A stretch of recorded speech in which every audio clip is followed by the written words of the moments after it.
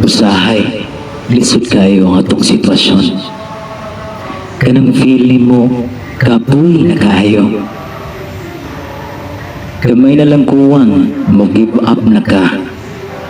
Pero, there's a spark and hope di ay.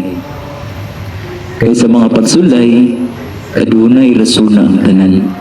Nara nato kung saan kini pagdala. Mag-give up ba ta, or magpadayon? Usay suwayan magita sa Ginoo kung hantod asa kutob atong pagsalig sa pagtuo niya. At the end of the day, dili agyod ang magpadayon ha. Imo ang kusog ang imong mga pagsuway. Gamita kining hinagiban aron mas makapalagan nimo ang mas lig-on nga ikaw. O padayon lang yun kaysa pagpadayon nimo makapalagan ang kalampusan. You might fail, but you might use it to get stronger and more successful. Don't be afraid of failure, for it is your chance to grow.